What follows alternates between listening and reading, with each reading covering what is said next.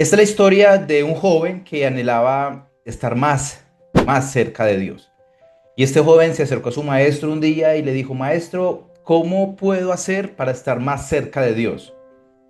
A lo que el maestro le dijo: ¿realmente quieres esto? Y él le dijo: sí, yo anhelo estar más cerca de Dios. A lo que su maestro se lo llevó para la playa, y en la orilla de la playa empezó a acercarse cada vez más, entrar más a la playa, al mar, y el maestro le decía a su discípulo: ¿estás seguro que quieres conocer más a Dios? A lo que su discípulo le decía: sí, yo quiero conocerlo más. Cada vez más iban ingresando, se iban sumergiendo más en el mar, a lo que su maestro le devolvía y le decía: ¿realmente quieres conocer más a Dios? Y el joven discípulo le decía: sí, yo quiero conocer más a Dios. Hasta llegó un momento en donde el mar o el agua del mar estaba casi en el cuello, y el maestro que estaba detrás de él lo cogió de la cabeza y lo hundió. A lo que el discípulo empezó a desesperarse, y llegó el maestro y le permitió salir a flote y le preguntó: ¿quieres conocer más a Dios? Y el discípulo le decía: sí, quiero conocer más a Dios. Volvió y lo hundió en el agua, y él, desesperado porque lo dejó más tiempo debajo del agua, volvió y lo soltó, y desesperado ya el discípulo: ¿qué estás haciendo? Y el maestro le dijo: ¿realmente quieres conocer a Dios? Y el discípulo dijo: sí, yo quiero conocer a Dios. Volvió y lo hundió y lo dejó más tiempo, casi de perder la vida. Cuando lo soltó y salió el discípulo desesperado, y el maestro le preguntó: ¿quieres conocer a Dios? Y el discípulo, ya casi a medio respirar, le dijo: sí, quiero conocer más a Dios. A lo que su maestro le dijo: el día que anheles a Dios como estabas anhelando el aire debajo del agua, ese día conocerás más a Dios. Así que, con base en eso, quiero darles la bienvenida a este devocional, donde hoy va a ser un mensaje muy confrontador, como nos gusta. Recuerden que sin confrontación no hay transformación. Y esto es lo bonito de la palabra de Dios, que lo que hace es confrontarnos, lo que hace es edificarnos, y también lo que hace es consolarnos. Así que quiero invitarlos para que me acompañen en oración, para que no sea yo el protagonista, sino sea Cristo mismo por medio de su palabra, glorificándose en la vida de cada uno de nosotros, invitándolos nuevamente para que no se vayan a confundir. Esto no es un espacio ni un mensaje ni religioso, ni de fanatismo, ni nada que se le parezca. Es un mensaje en donde buscamos conocer más al carácter de Dios, a la persona de Jesucristo, sin fanatismo, sin religión, sin condiciones, no. Y para que esto sea una verdad en nuestra vida, tenemos que aprender de Dios, no con una mente abierta, sino con una Biblia abierta. Padre, en este martes te damos las gracias, porque si aún estamos respirando es porque aún tienes, Señor, planes y propósitos para nuestra vida. Te doy gracias por este tiempo, gracias por la vida de cada una de las personas que están viendo este espacio, que se han conectado y que han dispuesto su mente y su corazón, Señor, a conocer más de ti.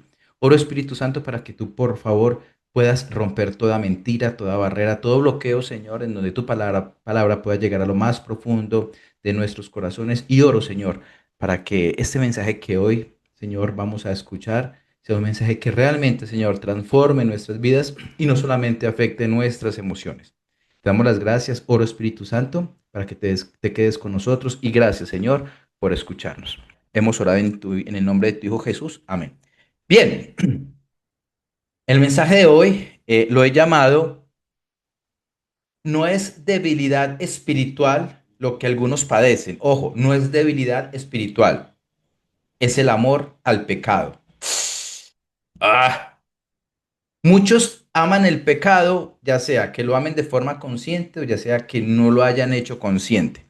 6 peligros que destruyen nuestra vida desde el interior. 6 peligros que destruyen tu vida y pueden destruir mi vida desde el interior, porque no es debilidad, repito, no es debilidad espiritual, es el amor al pecado. Y con base en esto, quiero invitarlos para que me acompañen leyendo. El mensaje de hoy está enfocado en el libro de Primera de Corintios, capítulo 10, versículo 4 al 12. Voy a leerlo desde el 1. Primero Corintios capítulo 10, voy a leerlo desde el 1 hasta el versículo 12. Si alguien les habla de Dios y no está sustentado en su palabra, como lo hemos dicho antes, está buscando el aplauso y te están engañando. Julián, es que Dios me habló por medio de un profeta. A ver, el profeta en el Nuevo Testamento es aquel que comparte la palabra de Dios, no es el que adivina, ni te adivina el futuro. Porque si, por ejemplo, una persona que se llame Pedrito me dice, Julián, es que Dios me dijo que tú este año esto y esto y eso, entonces yo le voy a decir, entonces muéstrame en la Biblia dónde está tu libro, porque todo lo que Dios tenía que decir está en su palabra, pasado, presente y futuro. Entonces, mucho cuidado con eso. Dice 1 Corintios capítulo 10, versículo 1. Escuchen lo siguiente, dice, ojo, la versión que va a leer es la versión Reina Valera. Si hay alguna terminología que puede a veces sonar un poco rara, la voy a explicar, pero en esencia dice así. Primera de Corintios capítulo 10, porque no quiero, hermanos, este es el apóstol Pablo hablando, porque no quiero, hermanos, que ignoren que nuestros padres todos estuvieron bajo la nube. El apóstol Pablo se está refiriendo cuando Dios sacó al pueblo de Israel de Egipto, cuando estaban en el desierto y una nube de fuego en las noches guiaba al pueblo de Israel, que era Cristo mismo. Porque no quiero, hermanos, que ignoren que nuestros padres todos estuvieron bajo la nube y todos pasaron el mar y todos en Moisés fueron bautizados en nube, en la nube y en el mar. La palabra bautizar significa sumergir. Por eso en la iglesia tradicional romana, cuando un niño nace, lo llevan a que lo bauticen y le echan un chorrito en el agua. Eso no es bautizo, porque desde el original bautizar es sumergir. Y el bautismo debe suceder de forma consciente cuando ya somos grandes para que entendamos que representa el bautismo como un acto que hizo también Jesús. Ojo, paréntesis. No es cierto, no es bíblico que si un niño se muere y no se bautiza, va al limbo. Hágame el favor. Eso no lo dice en ninguna parte. Cierro paréntesis. Versículo 3. Y todos comieron el mismo alimento espiritual. Versículo 4. Y todos bebieron la misma bebida espiritual porque bebían de la roca espiritual que los seguía. Y la roca es Cristo. No es cierto que en el Nuevo Testamento, cuando Jesús le dice a Pedro, sobre esta piedra edificaré mi iglesia, Pedro es la piedra de la iglesia. No, la piedra de la iglesia es Cristo. Sí, tampoco es el papado. Cuidado, no, no, no, la piedra angular es Cristo. 1 Corintios 3:15, porque no hay otro fundamento que ya está puesto, sino Cristo Jesús. Versículo 5, pero de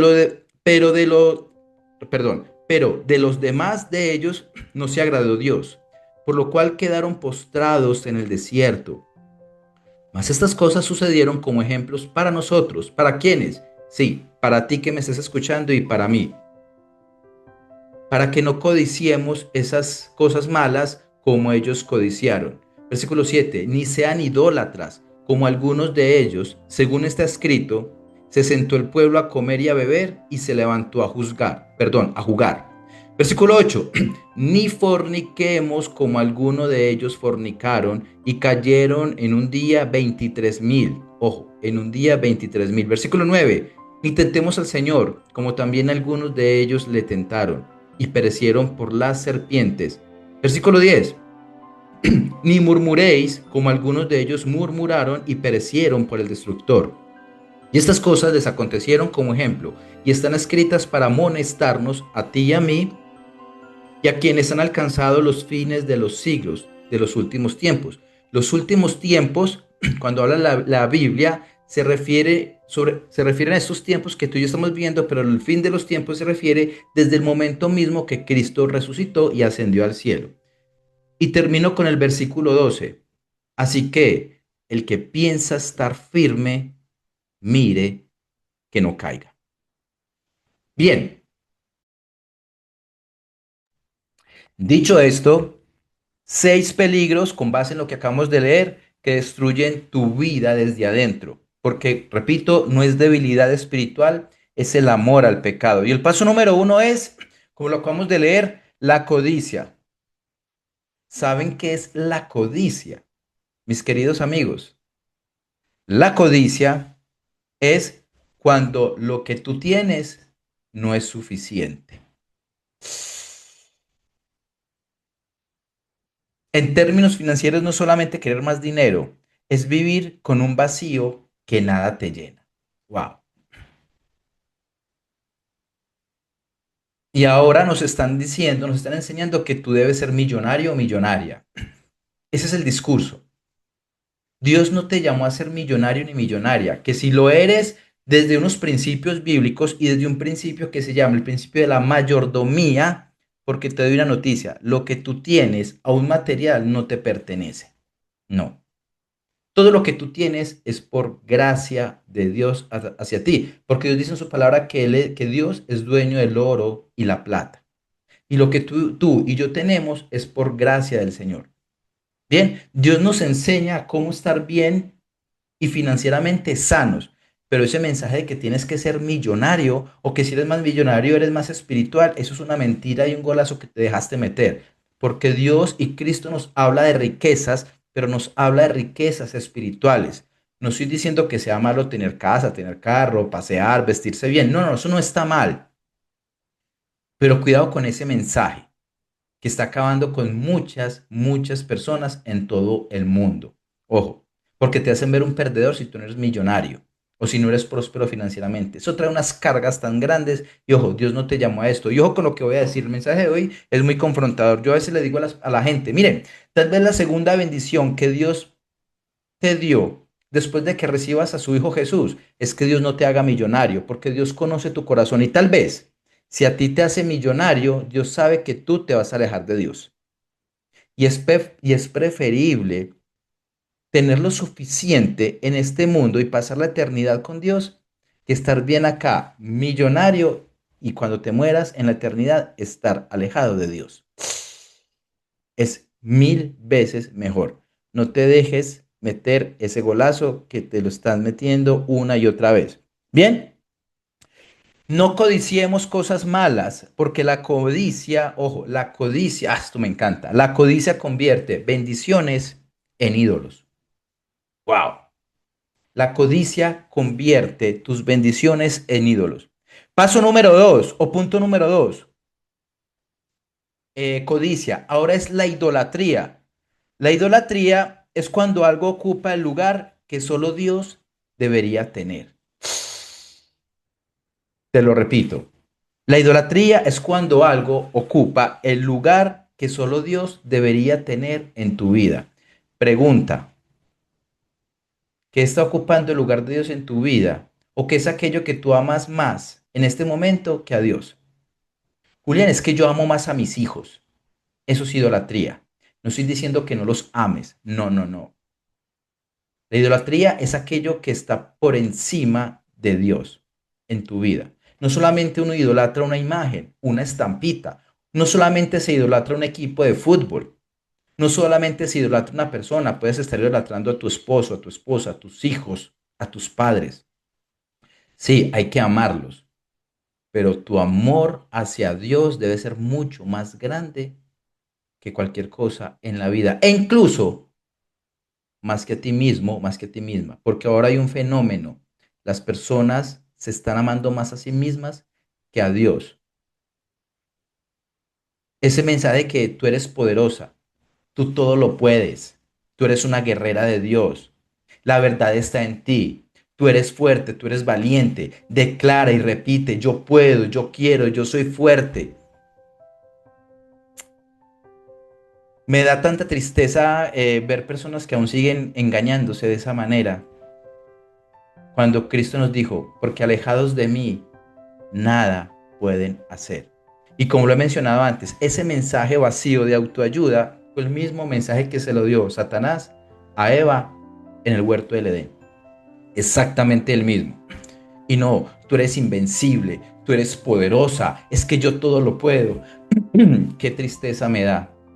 De verdad me da tanta tristeza. Y con eso no estoy diciendo que nos empoderemos, con eso no estoy diciendo que creamos en nosotros. Pero la primera creencia en la que debemos tener es en Dios. Pero ojo, mucho cuidado. Cuando yo hablo de Dios, me refiero al Dios revelado en las Escrituras.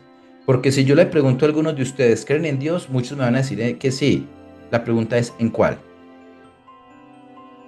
En el Dios que te dice, o en el Dios que nos dice, es que Dios nos ama a todos tal y como somos. Ese no es el Dios que dice la Biblia. Eso es una mentira grandísima. Dios no te ama tal y como eres. Dios no me ama tal y como soy. Dios nos ama a pesar de quienes somos, porque si Dios nos amara y te amara tal y como eres, Dios no se hubiera molestado en dejar su palabra para que nuestra vida sea transformada y cambiada. Si Dios te amara y me amara como somos, no hubiera dejado que su Hijo Jesús muriera en la cruz, injustamente por ti y por mí. Dios nos ama a pesar de quienes somos y Dios busca, tan no nos ama como somos, que Dios busca por medio de su palabra y por medio incluso de estos espacios que nuestra vida siga siendo transformada por medio de su palabra y por medio de su verdad. Bien, lo que más controla tu vida, eso se convierte en un Dios. Paso número 3. Dice, según lo que acabamos de leer, el juicio o el juzgar. Cuando criticas a otros para confrontar o para mejor, para llenar esos vacíos que hay en tu corazón. Cuando criticas a otros para no confrontarte a ti mismo. Muchas veces criticamos a otros para no confrontarnos a nosotros mismos. El juicio, ojo, el juicio, mis queridos amigos, el juicio hacia los demás es una anestesia espiritual. Pregunta, ¿qué tanto estás señalando a los demás? ¿Sabes por qué muchas veces generamos juicios? Porque el juicio muchas veces nos hace sentir superiores para no cambiar. Wow. Ojo con esto. Cuando tú señalas a alguien desde el juicio, lo que eso está haciendo es que está matando la gracia de Dios en tu vida y está endureciendo tu corazón. Uf. Estos pasos son los que si no tenemos cuidado, porque recuerda que no es el 2026 el que va a cambiar, ni el que te va a empoderar. No, no, no, no, no, no. Lo que te va a empoderar y va a llevar a que tu vida cambie, tu familia, tus finanzas, es la verdad de Dios revelada en las Escrituras. Mucho cuidado con el juicio. Paso número 4. El mensaje de hoy es confrontador, pero de eso se trata, porque como ya saben, Dios no creó su palabra para que te diga lo que tú quieres escuchar. Por eso muchas personas, mis queridos amigos, no vienen a la palabra de Dios. Por eso muchos prefieren leer Piense, hágase rico.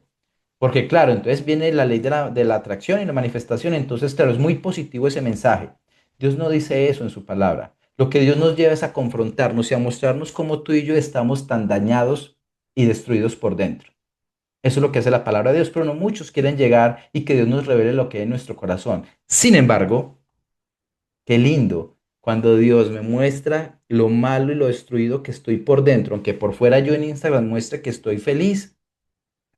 Dios me muestra que no solamente estoy mal y dañado, sino que ha enviado a su Hijo para que nos pueda hacer nuevos. Ni siquiera restaurar. Recuerden que la Biblia no habla de restauración, habla de hacer todo nuevo. Pero wow, cuánto nos cuesta creer las verdades de la palabra de Dios. Y lo que es peor, ¿saben qué está pasando? Que hoy en día la gente está cogiendo de moda leer la Biblia y mandar mensajitos. Que no está mal, qué bueno, pero cuidado cuando utilizan un pasaje para enviar un mensaje que no es. Un texto sin contexto se vuelve pretexto. Bien, paso número 4. Hablaba también el mensaje de la fornicación. Wow. La fornicación en la Biblia tiene que ver con cuando usamos el cuerpo para llenar un vacío que tenemos en el alma. Y claro, la fornicación, como la gran mayoría de nosotros sabemos, fornicar es tener relaciones sexuales con otra persona fuera del matrimonio.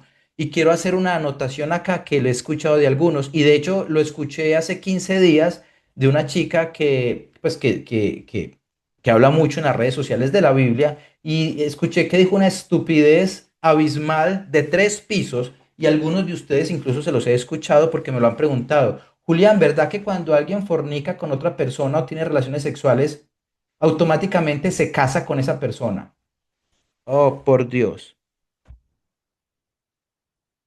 En serio. Entonces, ¿cuántos divorcios vas a tener que empezar a organizar en tu vida? ¿Mm? Claro, la fornicación es un pecado delante de Dios. Julián, ¿qué es la fornicación? Repito, es tener relaciones sexuales fuera del matrimonio. Ay, Julián, es que yo tengo mi pareja, yo vivo con ella y es que nos amamos. Y como Dios es amor, mis queridos amigos, yo sé que este mensaje a muchos no les entra o les entra en reversa. Fornicación es tener relaciones con otra persona, una persona con la que no estás casada. Si tú vives con una persona en unión libre, estás en pecado. Eso no tiene otro nombre. O sea, no sé cómo adornarlo para que te suene bonito. Estás en pecado. Julián, ¿qué debo hacer? Dos cosas: pedir perdón y casarte con esa persona. Las personas no se casan simplemente porque no le dan el lugar a la otra persona y no quieren asumir responsabilidades y compromisos. A las cosas hay que darles el lugar. Julián, tenemos hijos y te llevamos años en unión libre. Estás en pecado. Julián, ¿qué hago? Pide perdón y cásate. Cuando digo cásate, no estoy diciendo que vayas y hagas pues la mega fiesta en la iglesia. No, ve a una notaría y te casas, porque Dios creó las leyes. Una vez tú te casas por la ley, ya delante de Dios estás casado y casada. Punto. Bien. Y los hijos que nacen bajo pecado, a ver, es que son inocentes. Ellos no tienen responsabilidad. O sea, ahí no tiene Juanpa, ahí no abarca a los niños. Es un tema de responsabilidad de los padres. Entonces yo amo a Dios y yo le canto cada 8 días, pero estoy en unión libre. Estoy fornicando. Ojo cuidado con eso, mis queridos amigos. Ahora bien, también la fornicación, hay fornicación espiritual. Es cuando yo quiero saciar el vacío de mi alma con otros elementos que no son de Dios. Cuando yo creo en Dios, pero le medito a Buda o medito en forma de Buda. Cuando yo creo en Dios y voy a que me alineen los chakras. Cuando creo en Dios y voy a sanar a mi niño interior, a mi abuelo, a mi tatarabuelo y toda mi generación y me hará un genealógico. Eso es fornicar espiritualmente. Mucho cuidado con eso. Fornicar es usar el placer para anestesiar tu soledad, calmar el estrés y te lleva a una falta de identidad. Miren, ustedes saben por qué muchas veces pecamos. Ojo con lo que viene. Y me tengo que tomar un trago con lo que les voy a decir. Un trago pues, eso es agua con limón caliente. ¿Sabe por qué muchos pecamos? Porque la verdad sea dicha, el pecado es rico. Si el pecado fuera maluco, nadie pecaría. Sí. Pero ¿saben cuál es el problema con eso? Que el pecado te promete un alivio temporal, pero te deja cadenas irremediables que hasta que no vengas a los pies de Cristo eso no va a sanar. Tú puedes consumir pornografía y tú puedes borrar el historial de tu celular, pero el historial de tu alma no se borra. ¿Ves? Entonces, ¿yo qué hago? Yo vengo, porque Cristo nos dijo, si ustedes confiesan sus pecados delante de mí, yo soy fiel y justo para perdonarte y limpiarte de todo mal. Mis queridos amigos, si ustedes realmente le oran al Señor y le piden perdón, y en tu alma y en tu vida todavía sientes culpa, renuncia a ella, porque la culpa tuya después de confesar el pecado, esa emoción no está por encima de las promesas de Dios. La palabra de Dios está incluso por encima de tus emociones y de mis emociones. Si yo le pido perdón al Señor de forma genuina y aún siento culpa, debo renunciar a ella porque Dios ya prometió que te perdonó, te sientas o no perdonado.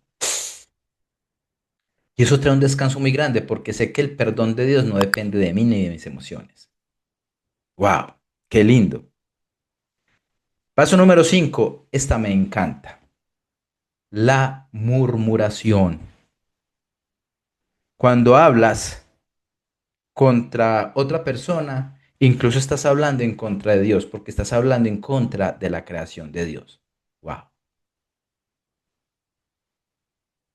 Miren, hay una historia, seguramente la conocen, ya estamos finalizando, y es cuando Josué, el que sucedió a Moisés, que era un estratega militar, ya iban para la tierra prometida, y resulta que se encuentra con Jericó, y en Jericó hay unos muros muy grandes, gigantes, y Josué tenía que derrumbar esos muros, los muros de Jericó.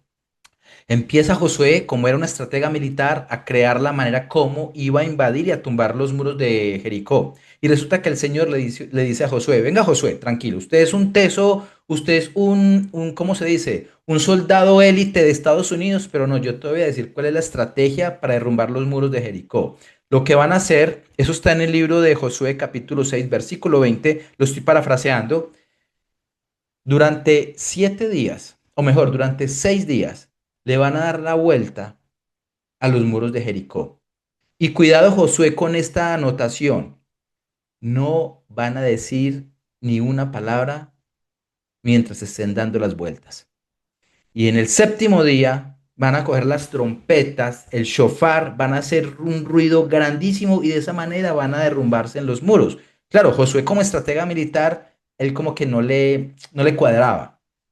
Pero es que esa estrategia, Señor. Y Dios le dijo, cállese, que yo soy Dios. Así como nosotros muchas veces, Señor, ¿será que esto? No, no, cállese y haga caso. Resulta que empezaron a dar las vueltas, las 6 vueltas calladitos. Y todo el mundo se burlaba en Jericó, vean a esto, se enloquecieron dando vueltas, así creen que ellos creen que así nos van a derrotar. Y al séptimo día hicieron la bulla y los muros cayeron. La pregunta es, ¿el Señor por qué le dijo a Josué que no dijera ni una sola palabra? El Señor sabía que si alguno de ellos hacía una mínima murmuración o una queja, iba a contaminar a todo su pueblo. Wow, la murmuración. Mucho cuidado. Israel no perdió la tierra prometida por falta de milagros. La perdió por una lengua sin fe. La obediencia, mis queridos amigos, derriba lo que la fuerza humana no puede. ¿Saben por qué? Porque la murmuración mata la visión. Así que en el paso número 5, cuidado con lo que el Señor nos está diciendo. Guarden su corazón, guarden su boca de murmurar de otra o de otras personas. Y el paso número 6, que ese está en el versículo 23, y dice lo siguiente. 1 Corintios capítulo 10, versículo 23 dice, todo me es lícito, pero no todo me conviene. Todo me es lícito, pero no todo me edifica. Hay cosas que parecen bonitas y sanas, que vienen de Dios, pero es muerte. Tú puedes emborracharte, pero no debes emborracharte. ¿Sí? Tú puedes murmurar, pero no debes murmurar. Todo lo puedo, pero no todo lo debo hacer. Mis queridos amigos, aquí está el engaño moderno. No todo lo que puedes hacer te edifica, ni te acerca a Dios, ni te lleva a tu destino. En 1 Corintios 10:23 se refiere a algo muy bonito, lo que estamos leyendo, y es, libertad sin sabiduría te convierte en un esclavo. Te lo repito, la libertad sin sabiduría te convierte en una esclava. Y termino con esto.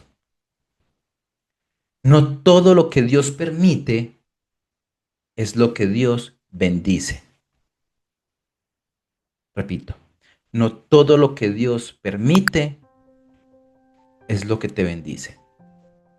Y tener estos puntos es muy importante, porque todo lo que acabamos de mencionar, estos 5 o 6 puntos, fueron esos errores que cometió el pueblo de Israel cuando Dios los sacó de Egipto y murieron miles de personas por cometer estos actos. Por acá me preguntan, Julián, cuando dices que si te casas con un divorciado cometerás adulterio, cuando te casas con un divorciado. No, a ver, esto, voy a hacer un paréntesis rapidito, no suelo responder preguntas en este espacio, pero voy a responder esto. A ver, en la Biblia hay dos razones fundamentales por las cuales tú te puedes separar si te casaste. Uno por adulterio. El adulterio, de pronto para aquellos que no sepan, es cuando yo tengo relaciones sexuales con otra persona fuera del matrimonio, o mejor, cuando no es mi esposo o mi esposa. O por abandono, ¿sí? En, en el libro, en el Nuevo Testamento, el apóstol Pablo también enseña en qué momento también se debe separar. Si tú eres una mujer, digamos, cristiana, cuando digo cristiana es que has recibido a Cristo y tienes una relación íntima y personal con la persona de Jesucristo en su palabra, y tu pareja es cero espiritual y se quiere ir, deja a esa persona que se vaya. Dios dice que la persona que no cree en Cristo es bendecida por aquel que sí cree, pero si se quiere ir, que se vaya. Bien, eh, si esta persona, digamos, está separada con base en los elementos que Dios permite, porque un matrimonio se debe separar, tú te puedes casar con esa persona, claro que sí, pero si te casas de la, digamos, de la forma correcta. Bien, ahora también aquí viene un tema legal. En cada país hay reglas o normas en donde hasta que no te separes legalmente, estoy hablando de un tema legal, digamos que no podrías casarte también, porque casarse es un contrato. Entonces ahí habían temas legales que solucionar. Pero si una persona es separada, se separa o se divorcia mejor, por las razones que hemos mencionado, sí, tú lo puedes hacer, no pasa nada. Bien, así que dicho esto, la última frase que acabo de mencionar para que nos vamos en oración, recuerda, no todo lo que Dios permite es lo que Dios bendice. Bien, así que quiero invitarlos para que, ¿qué piensas de las personas que esconden detrás de Dios? Que dice que si no viene de Dios, no trae paz y sanidad. Pucha, ustedes me dan cuerda. ¿Qué piensas de las personas que se esconden detrás de Dios? Cada que escriban Dios, si es el Dios de la Biblia, escríbanlo con D mayúscula. Cuando se esconde en la Biblia se escribe a Dios con D minúscula, se refiere a otros dioses. Bien, y a emperadores. Que dice que si no viene de Dios no trae paz. Eso es una mentira absurda porque en la Biblia dice que engañoso es el corazón más que todas las cosas. No todo lo que te da paz viene de Dios. Y ese es el mensaje de nueva era. Cuidado. Que si te da paz, toma esta decisión. Yo he conocido personas que toman decisiones que les da paz y lo han perdido todo. Porque no es por emoción. Ojo, Dios no nos llamó a emocionarnos. Dios nos llama a creer. Sí, las emociones no están mal. Pero ojo, las decisiones no se deben tomar por emoción. Se deben tomar a partir de los principios correctos. Sí, en la Biblia dice que encomienda a Jehová tus obras, libro de Proverbios, y tus pensamientos serán afirmados. Pero mucho cuidado con esos discursos de que si viene de Dios. La pregunta es, ¿de cuál Dios? Bien, así que dicho esto, los invito para que oremos, ¿de acuerdo? Para que me acompañen en oración. Padre, gracias por este mensaje que nos has permitido, Señor, escuchar. Oro para que este mensaje, por medio de tu Espíritu Santo, siga, Señor, llenando nuestra mente y nuestro corazón, para que podamos seguir siendo transformados por medio de tu palabra. Señor, sabemos que si estamos respirando es porque aún tienes propósito para nuestra vida. Yo oro para que cada persona que escuche este mensaje siga siendo transformada, para que sigas tú, Señor, rompiendo toda mentira que hoy, Señor, se está transmitiendo por muchas partes. Y las personas, Señor, en su desconocimiento y en el desconocimiento de tu palabra, Señor, están cayendo y están siendo engañadas. Oro para que tú traigas la revelación, Señor, para que quites esa venda de los ojos y de su alma y para que podamos conocer, Señor, la verdad de tu Hijo Jesús. Que reconozcamos, Señor, que somos pecadores y que la única forma en donde podemos reconciliarnos contigo es reconocer que tu Hijo Jesús murió en la cruz del Calvario y que gracias a Él, Señor, podemos tener vida. Y no solo vida, sino vida en abundancia. Padre, te damos las gracias. Oramos, Señor, para que esta semana te quedes con nosotros, para que guardes a nuestras familias, guardes a nuestros padres, nuestros hijos, nuestras finanzas, nuestra salud. Guíanos en nuestro trabajo para que podamos, Señor, poder ser testimonio, no de forma perfecta, pero podamos ser testimonio de la obra que tú estás haciendo en la vida de cada uno de nosotros. Padre, te damos las gracias. Hemos orado en el nombre de tu Hijo Jesús. Amén.